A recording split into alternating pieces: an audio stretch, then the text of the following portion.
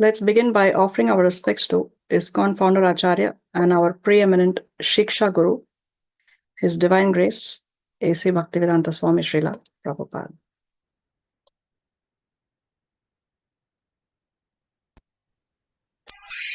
Hare Krishna, Krishna Hare Hare, Hare Ram, Ram Ram, Hare.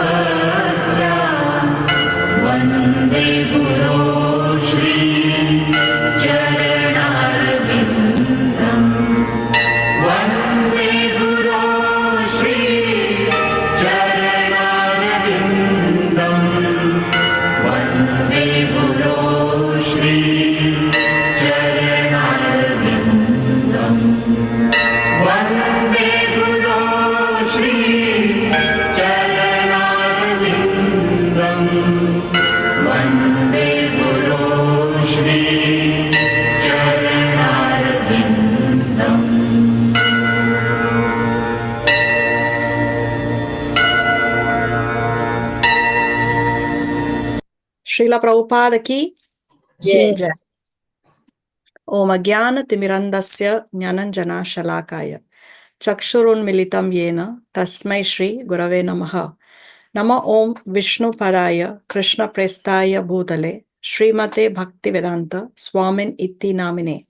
Namaste Saraswate Deve Gauravani Pracharine Nirvishesha Shunyavadi Paschatya Deshatarine. He Krishna Karuna Sindhu Dina Bandhu Jagatpate Gopesha Gopika Kanta Radha Kanta Namostute Tapta Kanchana Gaurangi Radhe Vrindavaneshwari Vrishabhanu Sute Devi Pranamami Hari Priye Vancha Kalpataruvyaschа Kripa Sindhuvya Evacha Patitanam Pavanebhyo Vaishnavebhyo Namo Namaha. Jai Shri Krishna Chaitanya Prabhu Nityananda Shri Advaita Gadadhar Shrivasati Gaura Bhakta Vrinda. Hare Krishna Krishna Krishna Hare Hare Hare Rama Rama Rama Hare Hare. Please repeat after me. Om Namo Bhagavate Vasudevaya. Om Namo Bhagavate Vasudevaya. Om Namo Bhagavate Vasudevaya. Om Namo Bhagavate Vasudevaya. Om Namo Bhagavate Vasudevaya. Om Namo Bhagavate Vasudevaya.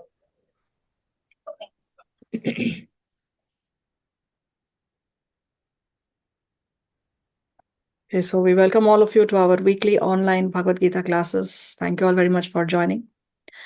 We have with us here today Aja, Aunty Nita, Divina, Dipti Adnani, Disha Milwani, Divya, Karuna, Khushbu, Lal and Mehak Milwani. We have Manju, NC Venkatchari, Neha, Ritu Lalwani. My parents are there. Then we have Swapna, Varsha, and Vrinda Gopika Mataji. Okay, so in the previous class, what did we see? What are the things we saw in the three modes of material nature?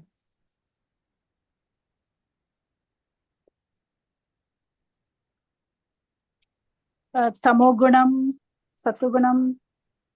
Is that correct? Rajogunam. Yes. Yeah, but what? Which aspects did Krishna explain in these three modes?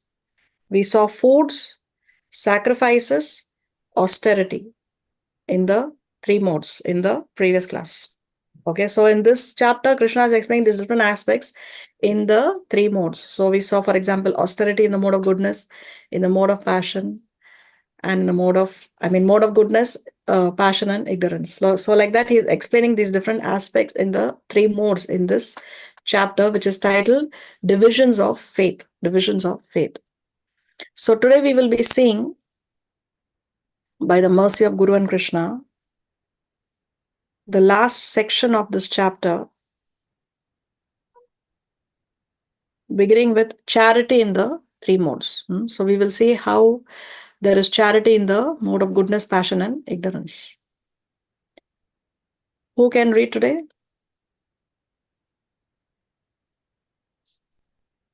I can read. Okay, thank you, Aja.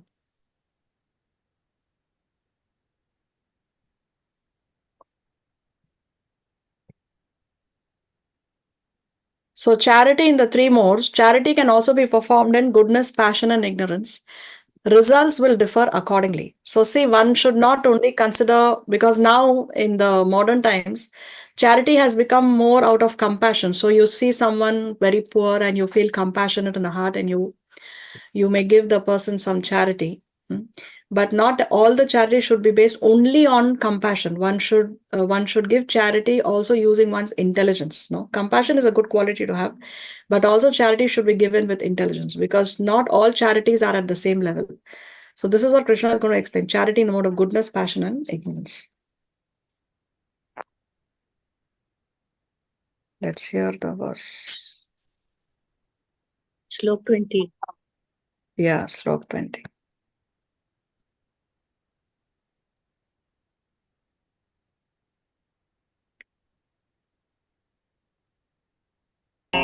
दातव्यमिति यद्दानं दीयतेनुपकारिणे देशे काले च पात्रे च तद्दानं सात्विकं स्मृतम्.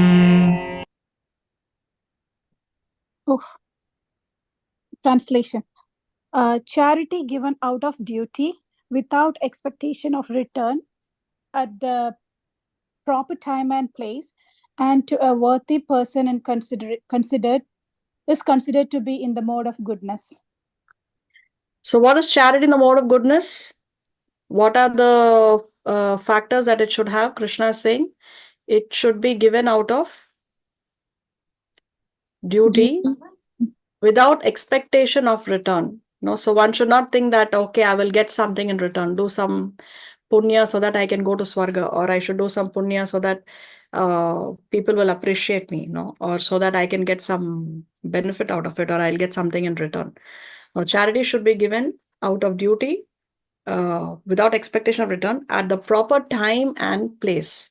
Proper time and place.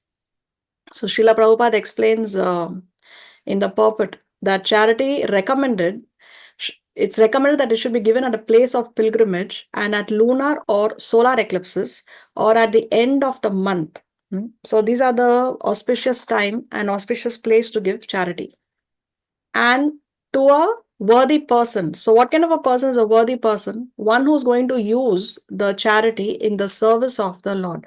So ideally, charity should be given to qualified brahmanas or to a Vaishnava, to a devotee, or in the temples, because there this charity will be used in the service of the Lord.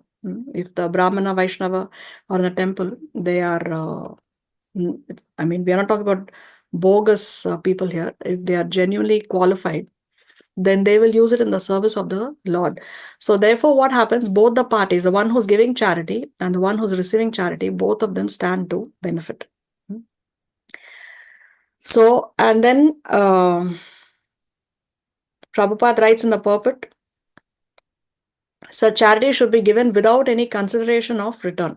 Charity to the poor is sometimes given out of compassion, but if a poor man is not worth giving charity to, then there is no spiritual advancement. So that is the point. There should be spiritual advancement for one who's giving and one who's receiving charity. And if that charity is given at this particular to a worthy person, then there will be spiritual advancement for both the parties. In other words, indiscriminate charity, Srila Prabhupada writes in the purport that, in other words, indiscriminate charity is not recommended in the Vedic literature. So charity with intelligence. Compassion, yes, it's good to have compassion. So if you want to help the poor, then it's good, but you help in such a way that the poor person will be spiritually benefited. So if you give prasad, then he will be spiritually benefited. Even you will be spiritually benefited. But when we give money to somebody who's, let's say, who's a drug addict and he's lying on the road, he may, or he's into alcohol and into bad habits or sinful activity, he will use that money for sinful activities. So he doesn't stand to benefit, neither do you. And in fact, you will have to partake the karmic reaction because you have sponsored that sinful activity. So charity with compassion as well as with intelligence is what Krishna recommends in the Bhagavad Gita.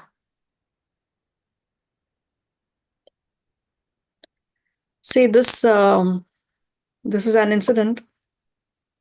The next day of Krishna's appearance, Nanda Maharaj held a very grand celebration. So this is from the Srimad Bhagavatam. Sukadeva Goswami said, Nanda Maharaj was naturally very magnanimous, and when Lord Shri Krishna appeared as his son, he was overwhelmed by jubilation. Therefore, after bathing and purifying himself and dressing himself properly, he invited Brahmanas who knew how to recite Vedic mantras. After having these qualified Brahmanas recite auspicious Vedic hymns, he arranged to have the Vedic birth ceremony celebrated for his newborn child according to the rules and regulations, and he also arranged for the worship of the demigods and forefathers. So see, he's celebrating the birth of his son by inviting the Brahmanas and having them recite Vedic hymns and worshipping the Devatas and the forefathers. Nanda Maharaj gave 2 million cows completely decorated with cloth and jewels in charity to the Brahmanas. He also gave them 7 hills of grain covered with jewels and with cloth decorated with golden embroidery. By worship and charity offered to the Brahmanas, material possessions are purified.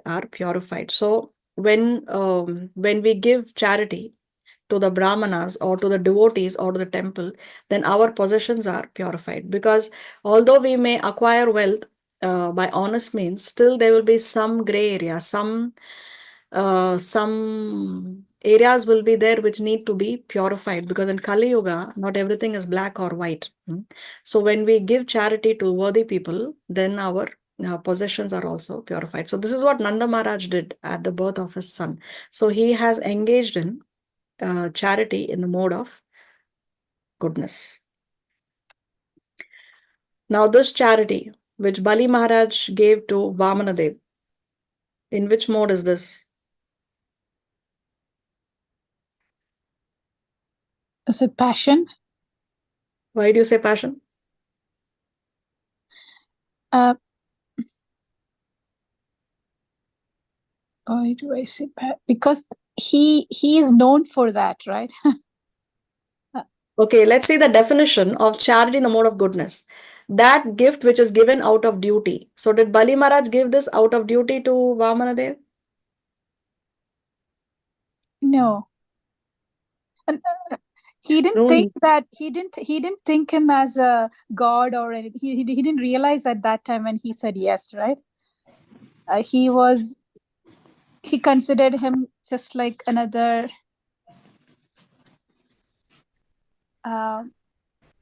one of his prajas, right? Okay, let us go through the story of Vamanadev and Bali Maharaj. Okay, so Vamanadev approaches Bali Maharaj. Bali Maharaj is doing this great yagya. And of course, Bali Maharaj belongs to a demon family. And Vamanadev approaches him as a dwarf Brahmana and says, just give me 3 steps of land. At that time, the spiritual master of Bali Maharaj tells him, actually he recognizes him, he recognizes him and tells him that this dwarf person is not a Brahmana, actually he is a supreme personality of Godhead and he is going to take away everything from you. So Bali Maharaj was very well aware what he is going to go in for. But what did Bali Maharaj say? Bali Maharaj said that if he is a supreme personality of Godhead, one should surrender to God. And he also said that I've already promised, so I also need to fulfill my vow. So he decided to not follow the instructions of his guru and actually surrender to Vamanadev. So he knew it. He knew it. Okay, I forgot that part. Yes. So that which is given out of duty, he did it out of duty because it was his duty. It's the duty of every living entity to surrender to the Lord. And because he had promised also, it is his duty to fulfill his promise at the proper time and place to a worthy person. So is Vamanadev a worthy person to give charity to? Yeah, Yes. Yes. because he was a Brahman. He came in the form of Brahman. Yes. And without expectation of return. Did Bali Maharaj make any deal with Vamanadev that I want this in return of giving you No. these 3 steps of No, land? no, No. no, nothing. So then is this charity in the mode of goodness? It's in the Yes. mode of goodness. Mode Yeah, of goodness. Yes, it fulfills a definition of charity in the mode of goodness. goodness. It's very interesting in this pastime. If you see, if you read this chapter, we are going a little off track, but I want to mention this. That actually Bali Maharaj, his wife, no, she speaks in this episode, and she tells that her husband has made this promise of giving in charity these 3 steps of land, but he lacks the proper knowledge. What is the proper knowledge that Bali Maharaj lacked? His wife says that he is thinking that it belongs to him, so he's giving this in charity, because you can give in charity something that belongs to you, but actually everything belongs to already Vamanadev, because he is God. Everything belongs to the Lord, nothing belongs to us. So that time Bali Maharaj's wife, she speaks this very learned words, and it is also recorded in the pages of Srimad Bhagawad. Very interesting that she is more knowledgeable than him. No, and actually Bali Maharaj is one of the 12 Mahajans, the 12 greatest authorities on the science of God.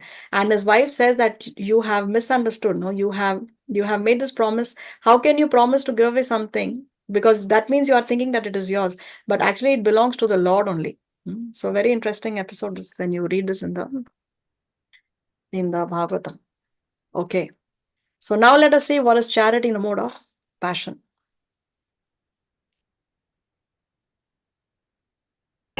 यत्तु प्रत्युपकारार्थं फलमुद्दिश्य वा पुनः दीयते च परिक्लिष्टं तद्दानं राजसंस्मृतम्. A translation. But charity performed with the expectation of some return, or with a desire for fruitive results, or in a grudging mood, is said to be charity in the mode of passion.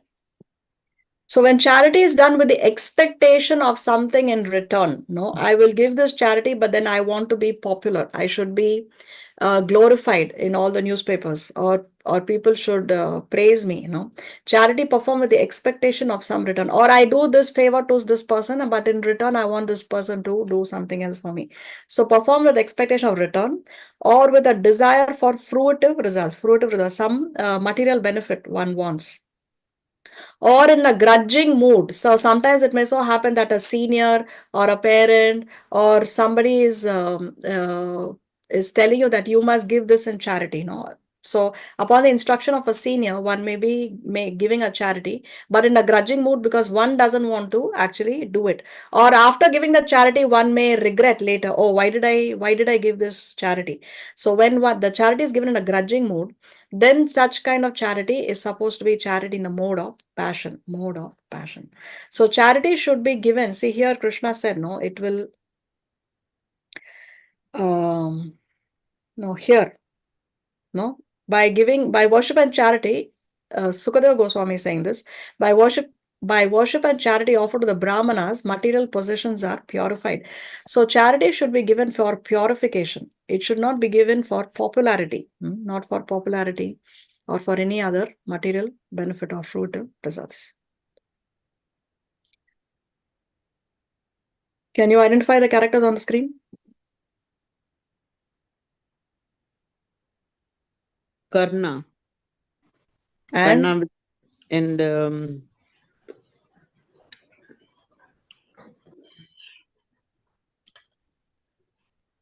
I forgot. who came disguised as a Brahmana and asked Karna for with charity? Indradev. Indradev, isn't it? Indradev came to Karna before the war and asked him for his Kavach and Kundal means. Kavach and Kundal, no, his armor and his earrings. Why? Mhm. Because he wanted to protect Arjuna. Because And why he wants to protect Arjuna? not to die in the war. But why? In the Why battle. does he want that Arjuna should not die in the war? Arjuna is a son of Indra. Arjuna is his son, isn't it? He is his biological son. So what is this charity? In the mode of goodness, passion, or ignorance? What do you think about this charity? Is this charity by Karna glorious? Passion. Why did you say passion?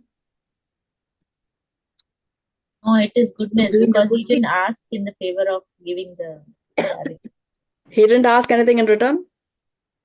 No. He Okay. didn't ask. He must have asked something. He must have asked something. No, because he was doing it grudgingly. He was doing it grudgingly? It's not on his own. Okay. Giving willingly.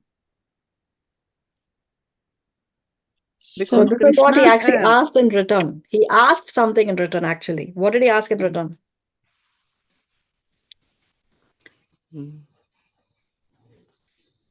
What is it that Karna got in return for giving his armor and earrings?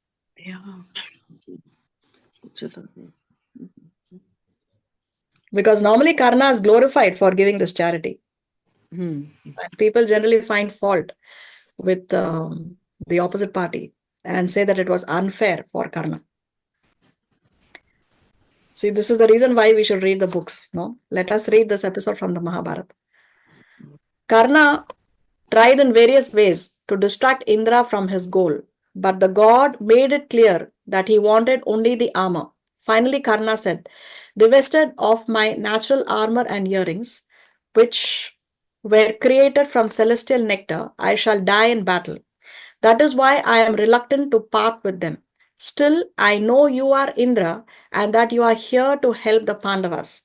As the Lord of the gods, it is you who should be bestowing boons upon me. Therefore, O Deva, please consider offering me a boon in exchange for my armor."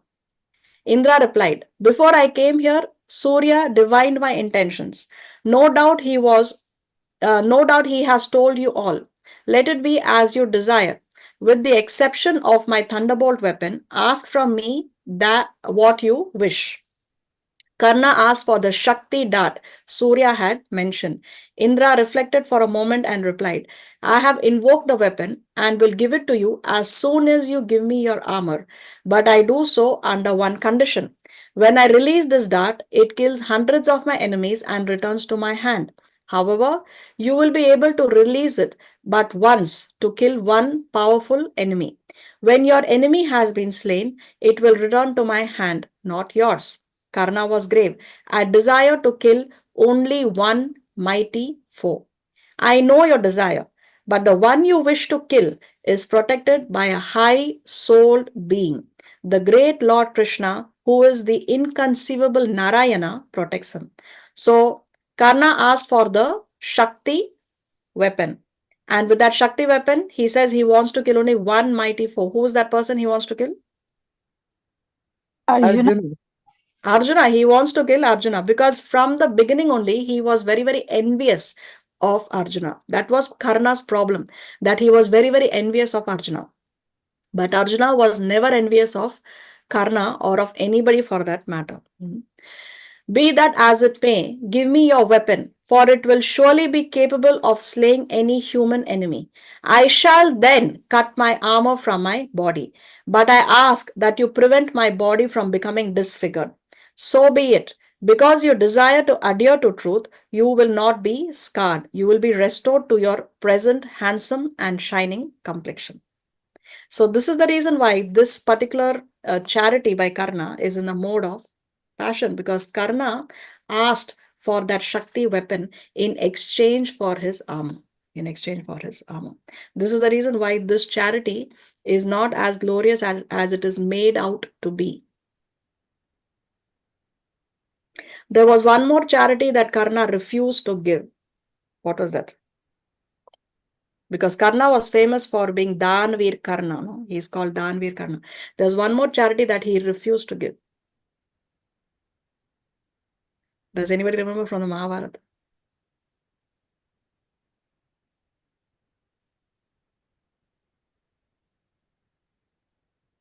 His mother asked him for something in charity. What was that? What did Kunti ask him? She said, give me this thing in charity. She said, I ask you that all my 6 sons should be alive. So what did he say? I cannot grant you this wish. I cannot give you this charity. I can assure you that 5 of your sons will be alive. So he said that either I will die or either Arjuna will die. If Arjuna was aware that Karna is his brother, you think Arjuna would have killed him? No. Would that have happened? No. Definitely the Pandavas would have not killed Karna. They would be willing to give the entire kingdom to Karna. Actually, Krishna told Karna, when Krishna went to Hastinapur as the peace messenger, and Duryodhan refused to give the 5 villages, and then there was a private meeting between Krishna and Karna. And that time Krishna told Karna that if you come to the opposite side, you will be allowed to rule the kingdom. You will be crowned king. Your 5 brothers, the 5 Pandavas, they will serve you they will serve you because you will be the king and they are your younger brothers. And in fact, even Draupadi in course of time will approach you as a husband. So Krishna had told Karna this, but Karna had another logic according to him, which was dharma. He had a dharma which is higher. He had a higher religious principle than the religious principle that Krishna was proposing to him. His religious principle was, I cannot abandon Duryodhan because Duryodhan helped me at the time of need.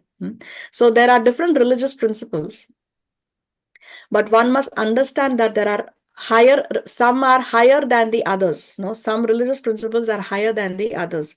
And in this case, Karna should have ideally accepted what Krishna is saying as the highest religious principle, which he refused. And coming to the friendship between Karna and Karna and Duryodhan, was that really genuine friendship?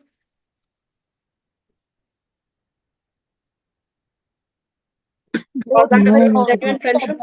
Both were using each other, right? No, Yes, it was a friendship of convenience, isn't it? It was a friendship of convenience because when there was this martial exhibition, when the Pandavas had returned from the Pandavas and the Kauravas had returned from their Gurukul, there was this martial exhibition and everybody was to exhibit in front of the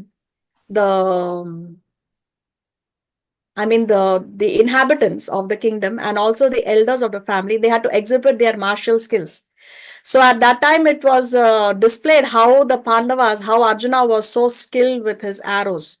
And at that time, it was at that time that Karna came to that arena and he also asked that he wants to show his skills. At that time, Duryodhan realized that here is one person who can be of competition to Arjuna. So when Duryodhan saw this, he realized that here is one person who is going to be good for my enmity with Arjuna. And this is the reason why Duryodhan gave him that kingdom in charity, to Karna. So this was a friendship of convenience. It was not a friendship of, it was not this true friendship that Arjuna and Krishna shared. So even that friendship is not something that is glorious. Okay, now let us see charity in the mode of ignorance.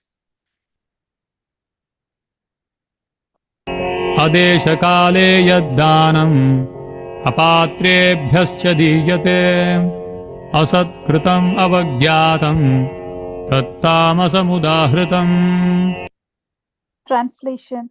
And charity performed at an impure place, at an improper time, to unworthy persons, or without proper attention and respect, is said to be in the mode of ignorance. So charity in the mode of ignorance, at an impure place, at an improper time, to unworthy persons. So we already discussed, without proper attention and respect. So when one is giving charity, one should give with proper attention and respect. Not that you are insulting someone or showing someone down, and then you're giving charity, and then you have this inflated ego and you show off. No, one should always give charity with proper attention and respect. That is said to be in the mode of I mean, if it is not given the proper with proper respect, then it is in the mode of ignorance. See here, this person says, "Help! I need money for weed." So he needs money for drugs. So a charity given to this kind of a person will be charity in the mode of ignorance. None of the parties, neither the giver nor the receiver, will be benefited spiritually. So charity out of compassion is good, but compassion should be clubbed with intelligence. With intelligence, is this charity, is this person whom I'm giving charity to going to be spiritually benefited by this charity? That we should consider before we give charity. See here, there are some interesting points from the Srimad Bhagavatam. Money given in charity to a suitable person is guaranteed bank balance in the next life. Such charity is recommended to be given to a Brahmana. If the money is given in charity to a non-Brahmana without Brahmanical qualification, so who is a Brahmana? First of all, we should understand a Brahmana is not someone who is only born in a Brahman family. No, he should have the qualities of a Brahmana and he should also be doing the work or the duties of a Brahmana. Just because somebody is born in a Brahman family does not make him a Brahmana. So we should remember this always. So if the money is given in charity to a non-Brahmana without Brahmanical qualification, the money is returned in the next life in the same proportion. If it is given in charity to a half-educated Brahmana, even then the money is returned double. If the money is given in charity to a learned and fully qualified Brahmana, the money is returned 100 and 1,000 times. And if the money is given to a Veda Paraga, one who has factually realized the path of the Vedas, it is returned by unlimited multiplication. So when you give the money to a fully self-realized soul, to a pure devotee, then it is returned by unlimited multiplication.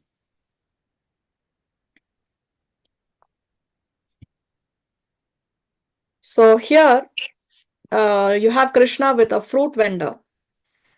This fruit vendor was selling fruits, and Krishna wanted to, actually, external reason he wanted those fruits, internal reason he wants to give her his mercy.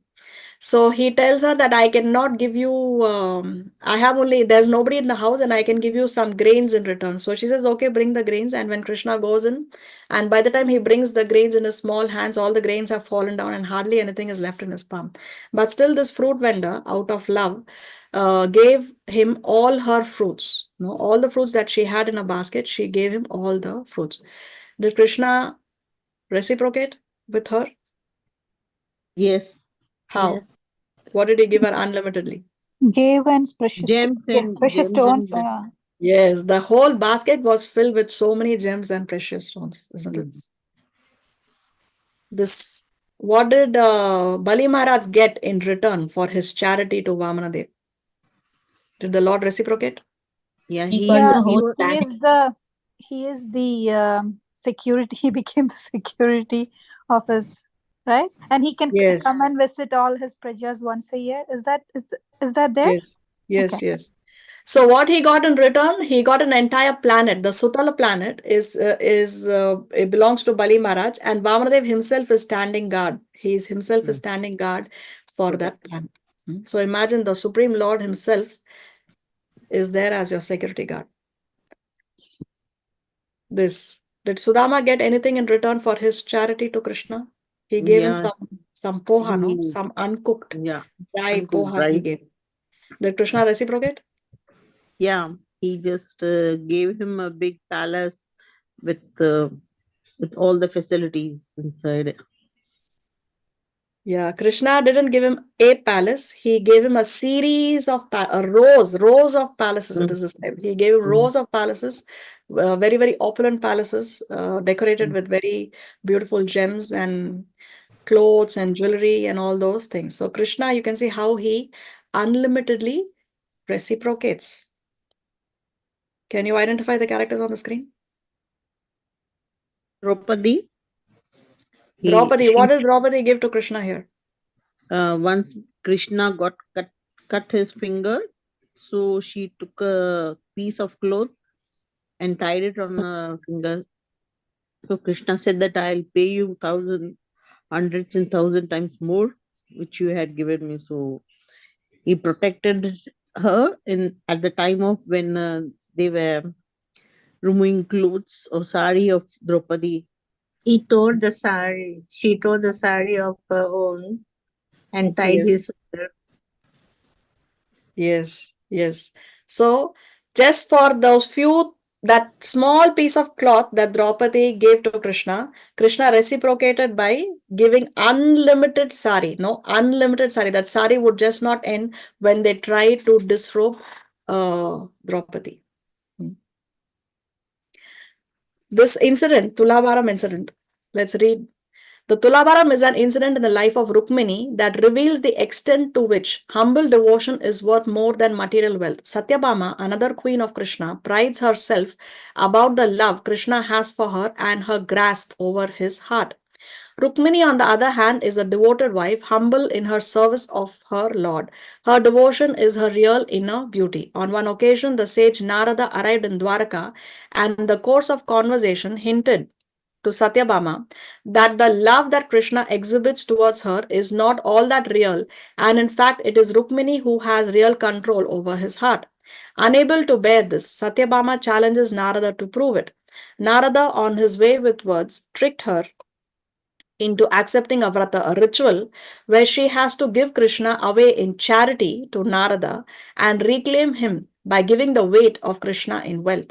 Narada lures her into accepting this vrata by telling her that Krishna's love to her will increase many folds if she succeeds in performing this tulabharam. Tulabharam means this scale, no? This tula. He also instigates her ego by hinting that her wealth may not be sufficient to equal the weight of Krishna. With Satyabhama's ego duly raised, she tells Narada that she can mobilize so much wealth that it is a child's play for her to outweigh Krishna. Narada warns her that if she is not able to do this, Krishna will become his slave to be done with as he pleases. The scene is soon set for the vrata. Satyabhama gives Krishna away in charity in spite of the other wives' pleadings. Krishna, always the mischievous cowherd, meekly submits to this drama. After donating Krishna to Narada, Satyabhama arranges for a big scale to be put up and sends with all assurance for her huge treasure of gold and jewelry. All that she has is soon put on the scale, but it does not budge.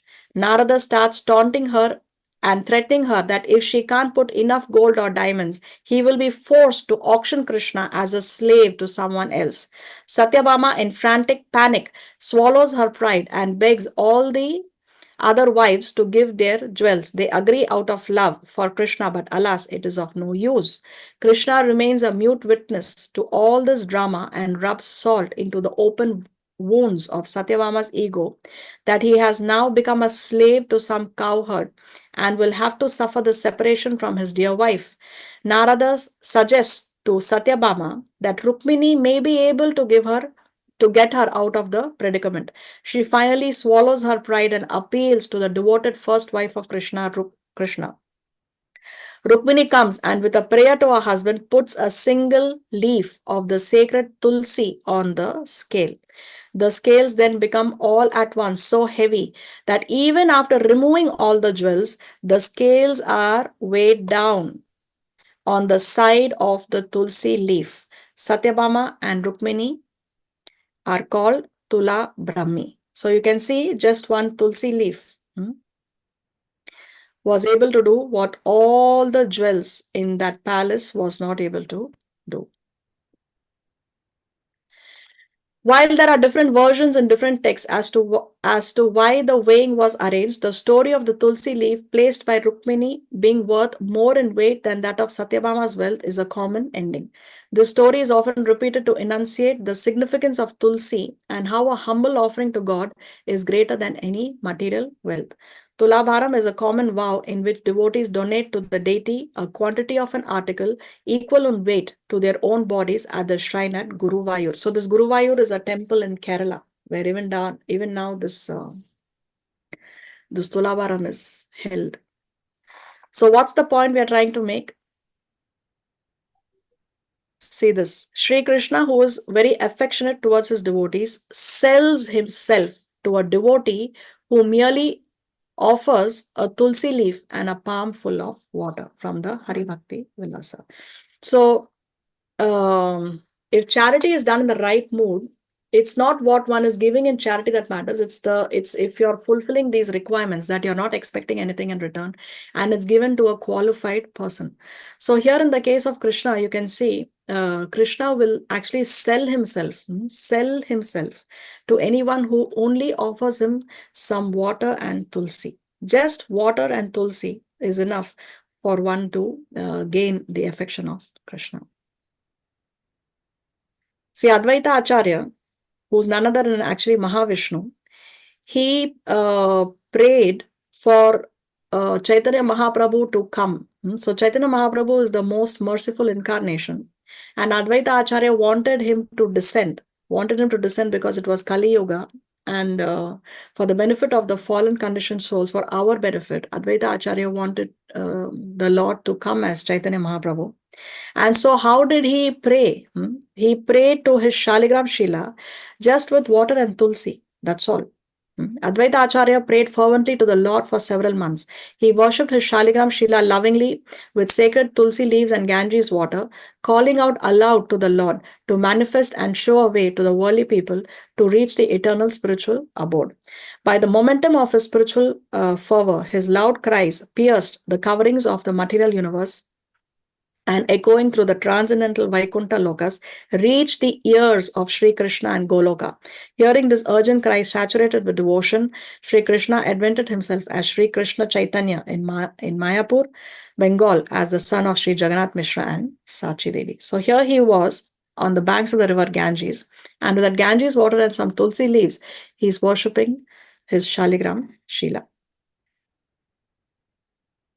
Who is Tulsi to the Lord? Why is Tulsi so dear to the Lord?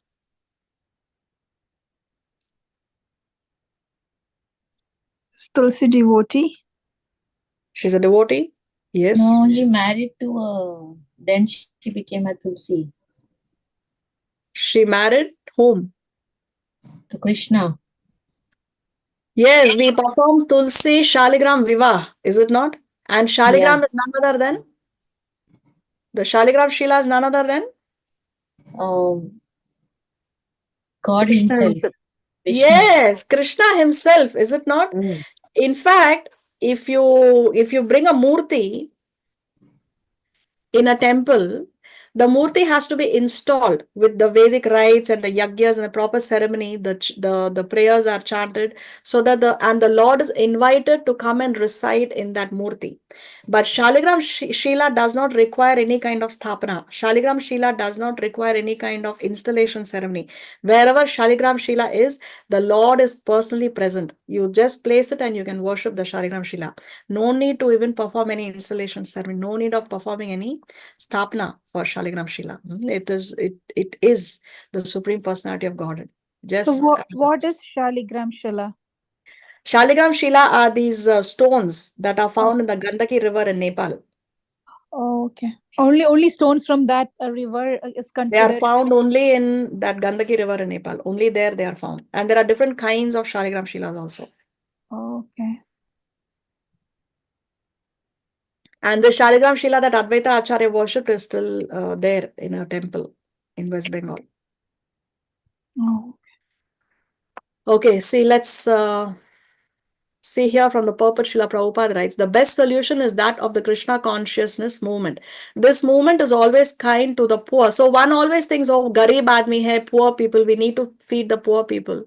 So what Srila Prabhupada writes here is this movement is always kind to the poor, not only because it feeds them, but also because it gives them enlightenment by teaching them how to become Krishna consciousness. So this movement, the way Prabhupada has set up ISKCON is that yes, there is compassion for the poor, but with intelligence. What is the intelligence here? It also gives them enlightenment by teaching them how to become Krishna conscious. We are therefore opening hundreds and thousands of centers for those who are poor, both in money and in knowledge, to enlighten them in Krishna consciousness and reform their character by teaching them how to avoid illicit sex, intoxication, meat eating, and gambling, which are the most sinful activities and which cause people to suffer life after life. The best way to use money is to open such a center where all may come, live, and reform their character.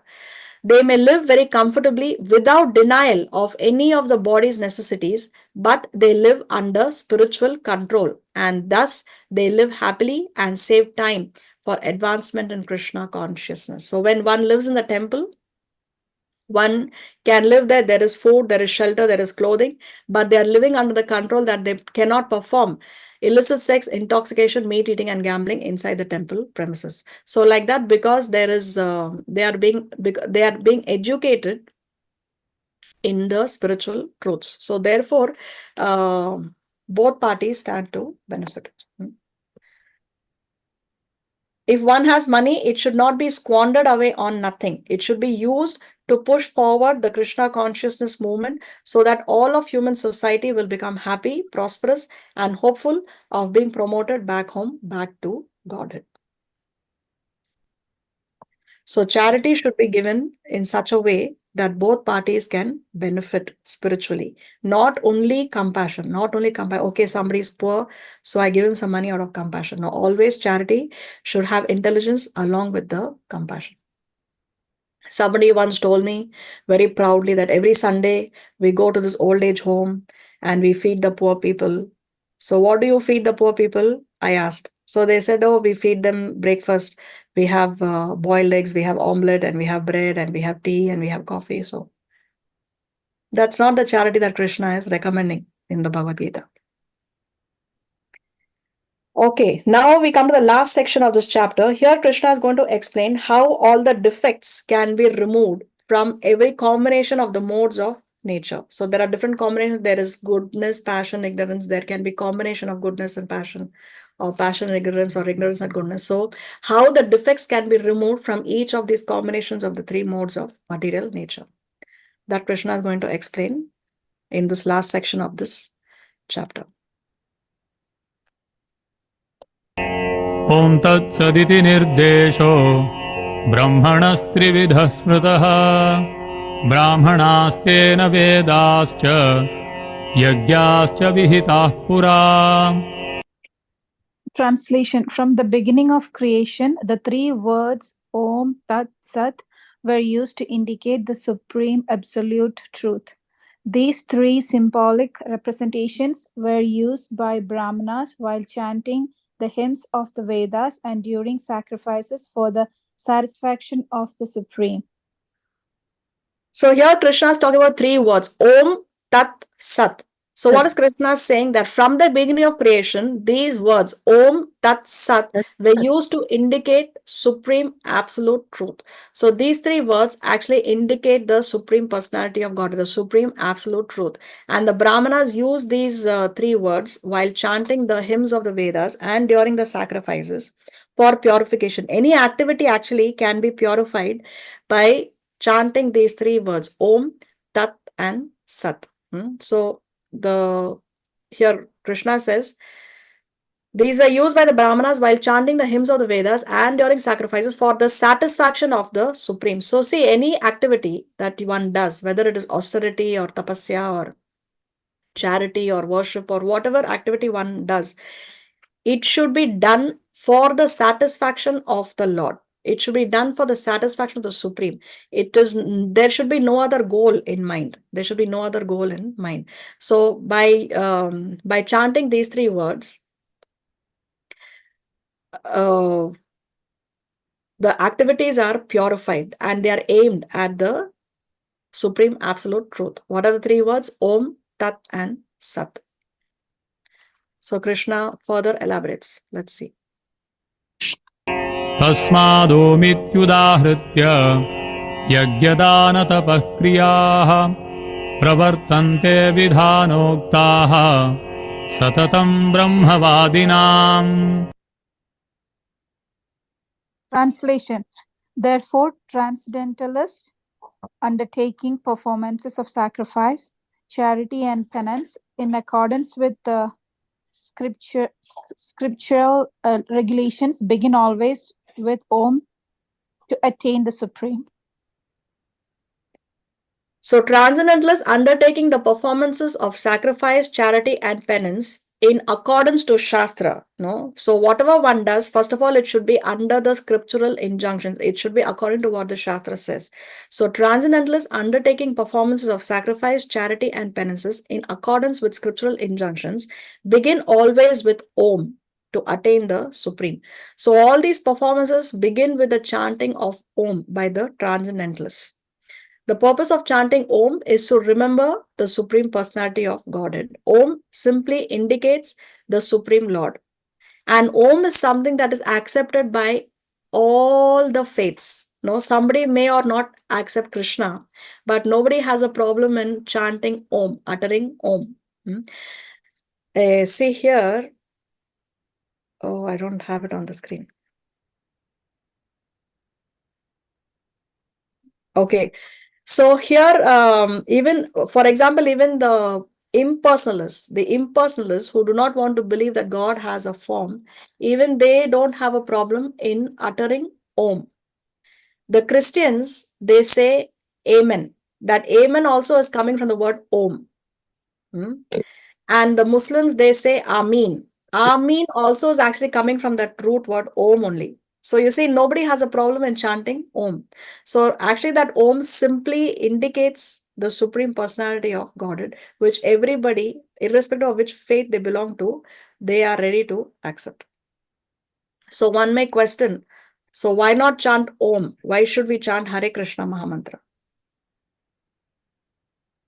What's the answer?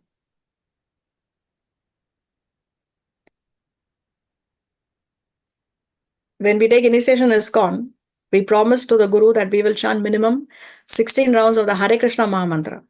So if there is no difference between Om and Hare Krishna, if Om also refers to the Supreme Personality of Godhead, so why don't we just chant Om? Why does the Guru, why did Prabhupada, why did Chaitanya Mahaprabhu say that we should chant the Hare Krishna mantra?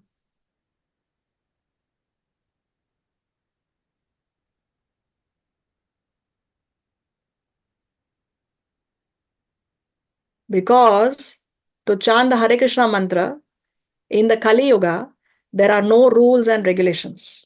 But to chant Om, there are rules and regulations. It should be done at a proper time. It should be done at a proper place. It should be done facing a particular direction. One should be qualified to chant Om. So there are rules and regulations for the chanting of Om. But for chanting of Hare Krishna Mahamantra, Chaitanya Mahaprabhu, who's none other than Krishna himself, he has relaxed all rules and regulations. So no rules and regulations for chanting Hare Krishna Mahamantra in Kali Yuga. This is the reason why we chant the Hare Krishna mantra. Now, Krishna talks about Tat. तदित्यनभिसन्धाय फलं यज्ञतपः क्रियाः दानक्रियाश्च विविधाः क्रियन्ते मोक्षकाङ्क्षिभिः. Translation. Without desiring fruitive results, one should perform various kinds of sacrifice, penance, and charity with the word Tat.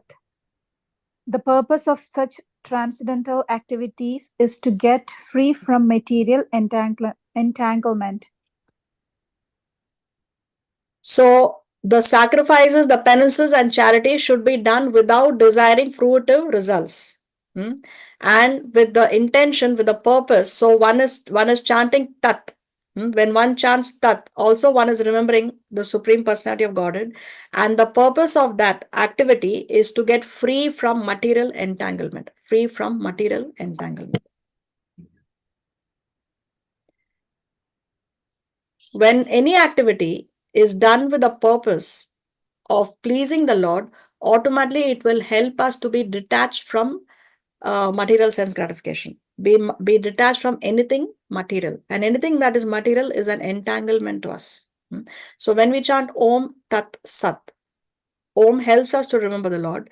Tat helps us to be free from material entanglement, perform those activities without being attached to anything else, without desiring fruitive activities. And it will help us to free ourselves from material entanglement. Now 26 and 27 is clubbed together. Let's see.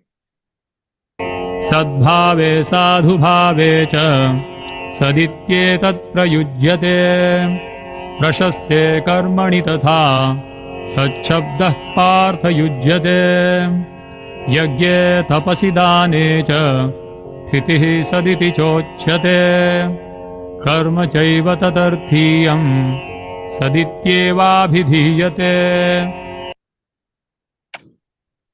Translation. The absolute truth is the objective of devotional sacrifice, and it is indicated by the word Sat. The performer of such sacrifice is also called Sat, as are all works of sacrifice, penance, and charity, which true to the absolute nature, are performed to please the Supreme Person, O son of Pratha. The absolute truth is the objective of devotional service, and it is indicated by the word Sat. So the word Sat means eternal. No, Sat means eternal. So of course the absolute truth is eternal. That will never change. Then what else is eternal? The performer of such sacrifice is also called Sat. So one who's engaging in such sacrifice, that person, that performer also is Sat. And also the works of sacrifice, penance, and charity, even that work which is absolute nature, because that is done to please the Lord, even that is Sat. Even that is Sat, Krishna is saying. So what is Sat? Krishna is saying the absolute truth, the performer of such activities, and also all these works itself, the works of sacrifice, penance, and charity, that is also Sat, because ultimately they are all performed to please the Supreme Person. They are all done to please Krishna. They are all done to please the Supreme Personality of Godhead. So all this is Sat. All this is eternal. See, the point here is what Krishna is saying. Whatever activities you do, penances, charity, sacrifices, worship, whatever you do should be done in the injunctions of the Shastra. It should be done according to what the Shastra recommends. Don't do it according to what you think is right or what your neighbor thinks is right. No, you do according to what Shastra says. And it should be done to please the Supreme Personality of Godhead. Then it is ideal. And such activities can be further purified. It can even further be purified by chanting Om Tat Sat. That's the point Krishna is saying. Okay. Now, after mentioning what is Sat, now Krishna will explain what is Asat, what is not Sat, no, what is Asat. That Krishna.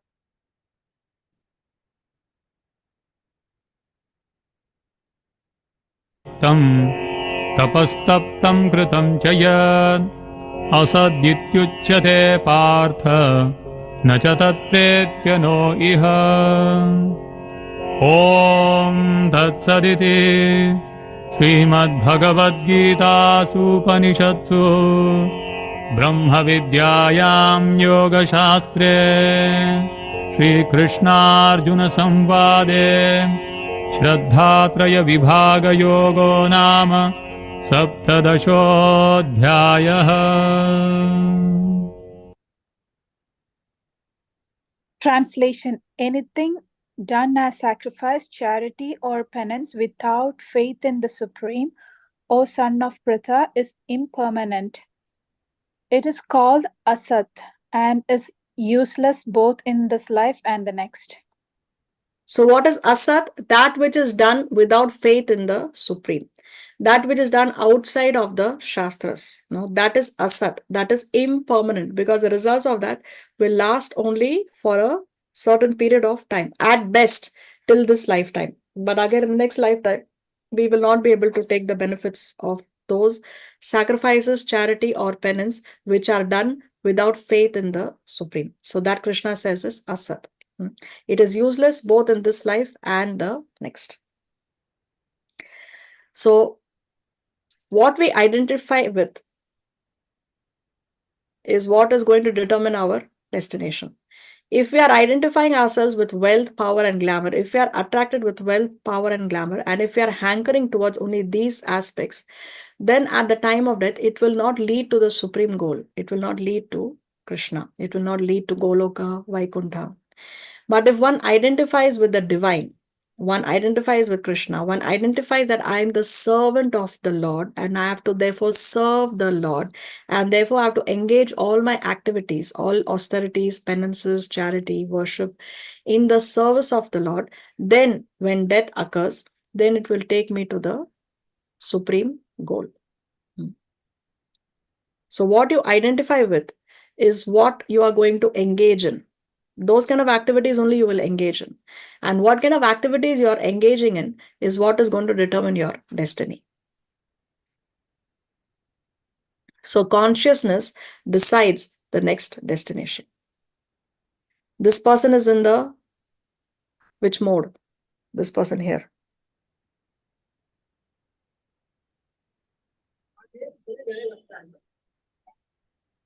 Mode of goodness. Goodness.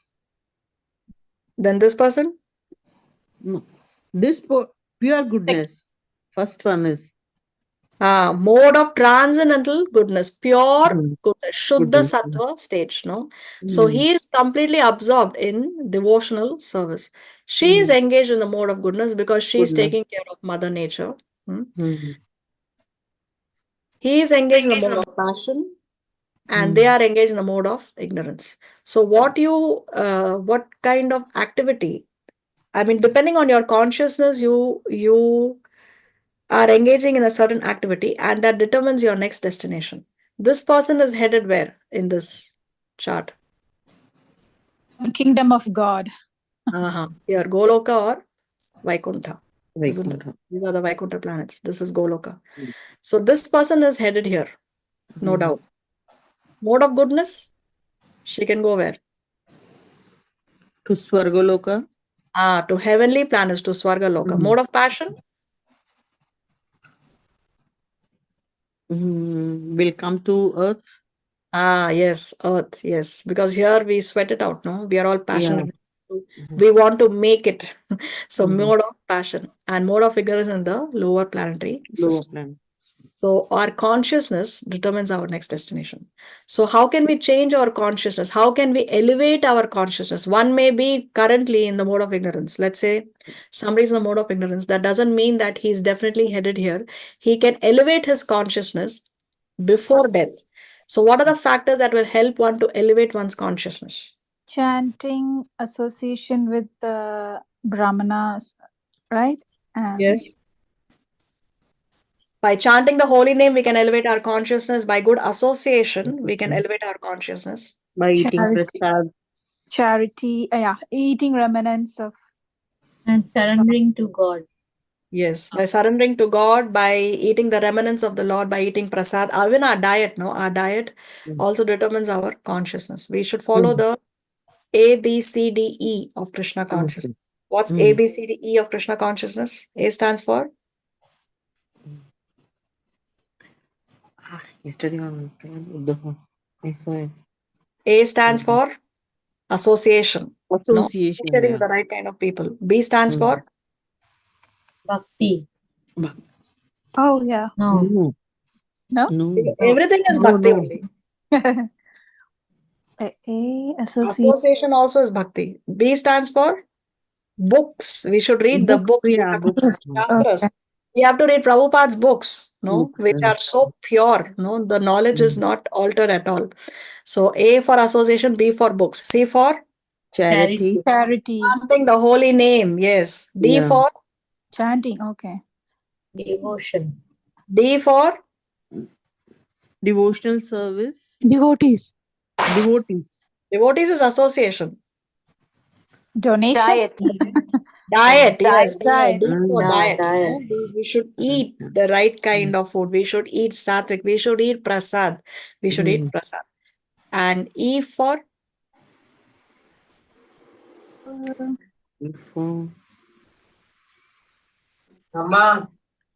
E for engagement. What kind of activities we are engaging in? So we should engage in devotional services. Devotional Engage service. in seva. So if we have this A, B, C, D, E of Krishna consciousness intact, then we can elevate our consciousness. And by elevating our consciousness, we can go to the supreme destination. Yeah, Lavina, you have your hand raised. Yeah, like you have showed that in the mode of passion, it's I think it's a army man, military. Means Yes. if they go in the at the battlefield, they need to eat non-veg and all this thing. Is it okay? No, why do they have to mean- eat meat when they are on the battlefield? But if they don't get sufficient food or what, or it is too cold over there, or the temperatures are different, so or they drink like in militaries or any in the navy also, they drink liquor, or they eat non-veg. There In the are mode of Vaishnavas who serve in the military. There are Vaishnavas who are serving, but they follow the 4 principles. So that it means that the military can also, military man or army or anybody, they can also follow they are not supposed to follow these rules, isn't it? To drink or to eat meat and all this thing. See, Shastra says, Shastra allows meat eating only if you are in a condition where it is a matter of survival. Let's say one is stranded in an island and there is no other option to eat, and there are only dead animals around you, and you have no grains, no fruits, no vegetables, nothing to eat, then Shastra allows you as a mode of survival. But when there are other options, then there is no excuse why one must eat meat. Wherever you go, definitely you will find fruits. Fruits will be there. And there are Vaishnavas in different works. No, all the Vaishnavas are not brahmacharis or sannyasis. There are Vaishnavas who are going for a job, taking care of families in the grihasthas. They are in different fields, maybe challenging fields, but they still follow the 4 regulative principles and chant their 16 rounds. Thank you. You're welcome. So see, there are 2 things. No, we saw this very early in Bhagavad Gita, Shreyas and Prayas. One thing is whether you want to enjoy now, eat, drink, and be merry, as they say. Kal kisne dekha? Who knows what is going to happen in the future? So just enjoy life. No, life is like an ice cream. Enjoy it before it melts, they will say. So, do you want to enjoy now, but then later there is suffering? Because it's going to be the karmic reaction. You're not going to go to your supreme destination. Again, you have to go through birth, death, disease, and old age. And again, the whole cycle of passing through 8,400,000 different kinds of life forms and then getting a human body. So, is that what you want? Or you want to sacrifice, follow the Shastras, face the challenges with determination, and then eternally enjoy a blissful, happy life in the spiritual world? So, what is it that you want? Enjoy now and then struggle, or struggle now and then enjoy eternally? No, let's see. Struggle This is now. a decision. This is a decision that we have to make.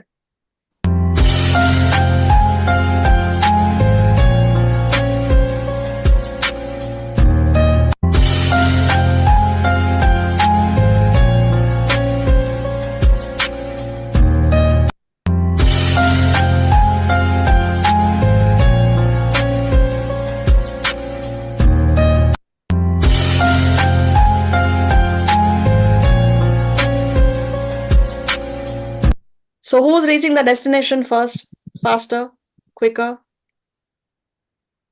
The person This who one. struggled in the beginning. The first one. Yeah, so although for him it was a climb, no, it was challenging, no, it's a challenge, it's a constant battle with Maya. You have to constantly keep temptations away. You have to constantly face so many hindrances, obstacles. But then, if you can survive this, then eternally you can enjoy forever. But this person here, he chose to know, I want to enjoy. But then later, there is going to be a huge, huge struggle. So it's going to take him so many more quadrillions of lifetimes till he can come to his destination. So, this is a decision that we have to make for ourselves and also for our families, also for our children. If we train our children in Krishna consciousness, then we save them from the struggle. But if we say our children, nahi usko, it's okay, let them enjoy, they are young, then actually we are making them struggle. But as well-wishers of our children, if we want that they also do not struggle and they can reach this destination, then we have to train them such that yes, it's okay, you can go through some obstacles, some difficulties, but then eternally, then they will enjoy. So it is only for the well-being of our children that we need to impose restrictions even on our children. One should not think that, okay, it's my child, let them enjoy, they are young. What does it matter? Later they will not. That later will never come. That later will never come. It may come, but it is going to be that much more difficult, because when the clay is soft, you can mold them nicely. But once it's hard, then it is that much more difficult. Once you are addicted to something, it's hard to remove that addiction. But if you train them from young only, then they don't have to suffer the de-addiction later.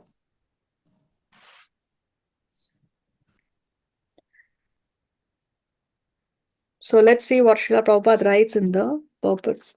Although there is a process of gradual elevation, if one, by the association of pure devotees, takes directly to Krishna consciousness, that is the best way. And that is recommended in this chapter. To achieve success in this way, one must first find the proper spiritual master and receive training under his direction. Then one can achieve faith in the Supreme. So, yes, in that tree of material existence, which we saw in chapter 15, that inverted banyan tree, the tree of material existence, one can elevate oneself from the lower to the higher branches.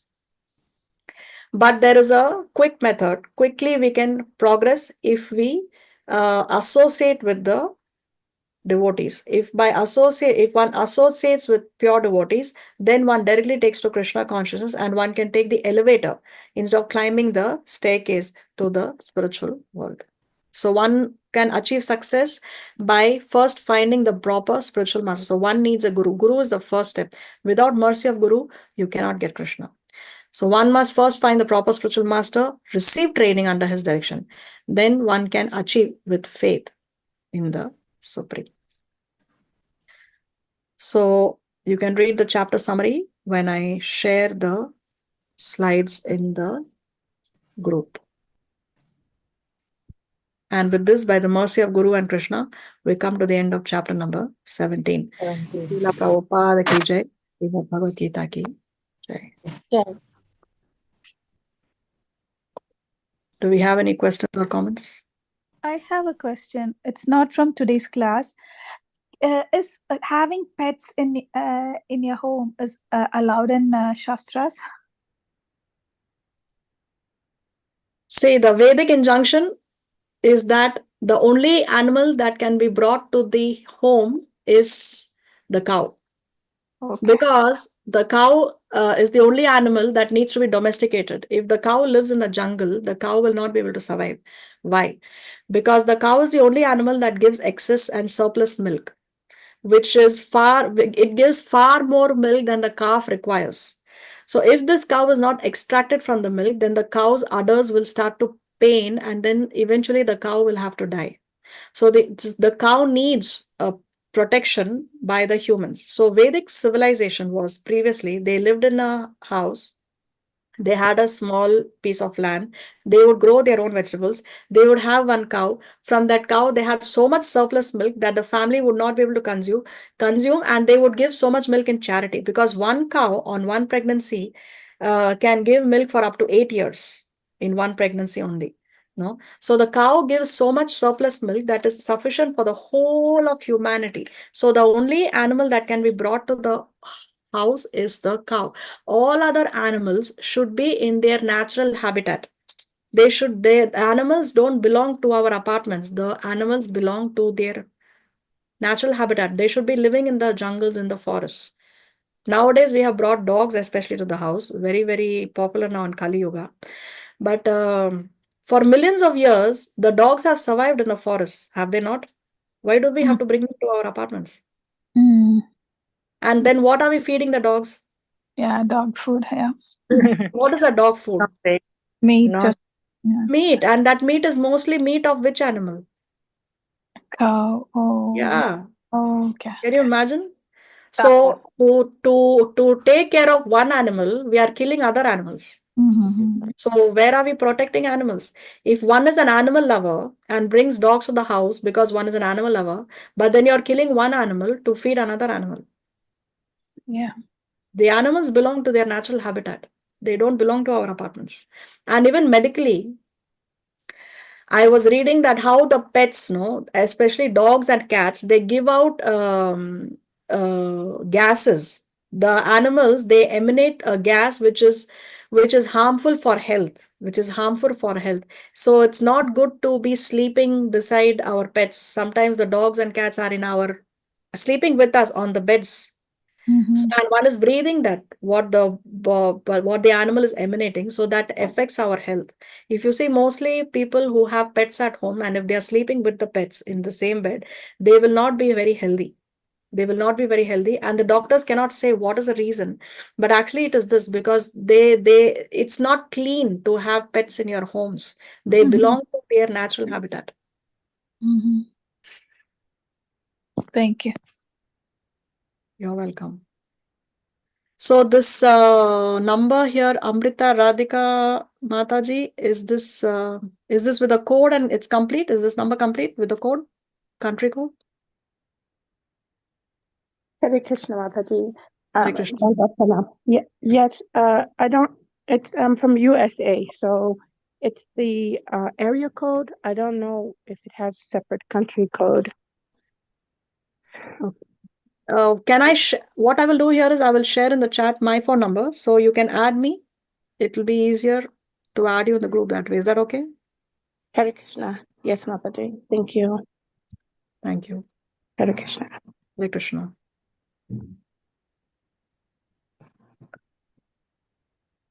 Here goes. Please message me on this number and then I'll add you, Mataji. Hare Krishna. Thank you. हरे कृष्णा जी शरणम माता जी कोटि कोटि दंडवत प्रणाम श्रील प्रभुपाद श्रील गुरुदेव जय श्री भागवत गीता जी जय भागवत गीता की जय श्री एच जय पताका महाराज की जय thank you Mata ji for your association and blessing thank you कोटि कोटि दंडवत प्रणाम हरे Krishna Thank you for joining us, Mataji. Thank you. Thank you very much, Mataji. Thank you. Kaira's iPhone. Bhumika, you have a question? Yes. Hare Krishna.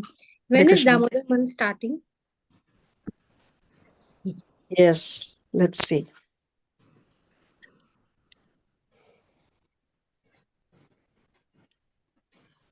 17th October to 15th November in this part of the world. 17th October it begins. Okay. Thank you. So for those who are not aware, who have not been with us in the previous batch, and you're not aware of the month of Damodar and the month of Kartik, please, there is a recording on YouTube. I will share the link in the group. You can watch the video, know about the Damodar Leela, offer ghee lamps to the Lord this month of Kartik. This month of Kartik is very, very potent, very, very powerful, especially to make quick progress in a very short period of time. Srila Prabhupada gave the example of how sometimes a store has a sale, no? The same goods are now at a 50% discount. So you can for less price you can get more amount of goods. So in this month of Kartik, with very little devotional service, one can make great spiritual progress. So very, very powerful and potent month. One should at least offer ghee lamps to the Lord, recite the Damodar Ashtakam, This is the time to maximize the chanting and minimize sense gratification, maximize devotional services and minimize sense gratification. So in this link that I will share in the group post the class, you can watch the previous recording, and you can know how we can follow this month of Damodar. And I would recommend that you please follow this whole month and be spiritually benefited. Anything else we need to discuss? Any questions or comments? So can you explain that Indra Ekadashi, right? Do we do like that? The Ekadashi that we celebrate the Amavasi day this month. Okay, so I don't know the story of this particular Ekadasi by memory. There are 24 Ekadasis in a year, and there are 24 stories. I do not remember, but I can Google it and I will share the link in the group. Is that okay? Okay. Oh yeah. Okay. Okay. Did you already do the fasting yesterday, or is it today? For us here in Chile, it is today. Oh, okay. And I assume for you also it should be today because you are close to us. Oh, okay. In India also it is today, Saturday. 28th, yeah. Yes. Sometimes that it may be different by a day, but this time it is on the same day. Oh, thank you. Anything else? Hare Krishna Mataji. Just Hare one Krishna. question when you were telling the meaning of Om Tat Sat. So I've heard His Holiness Jayaprada Maharaj Ji say that.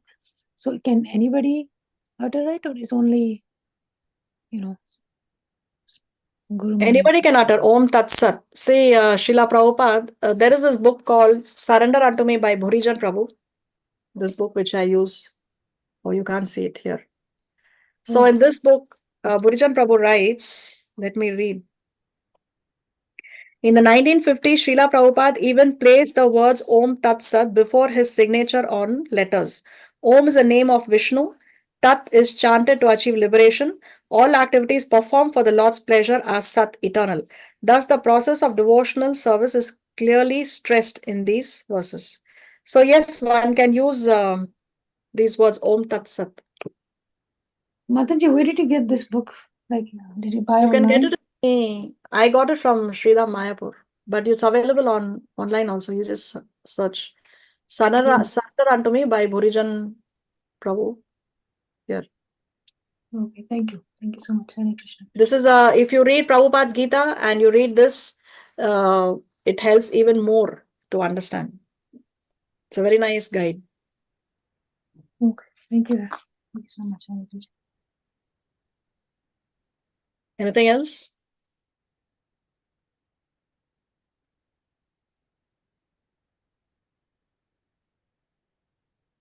All right, then, since there are no more questions or comments, we'll see you next week. We will be starting chapter 18, the last and final chapter of Bhagavad Gita.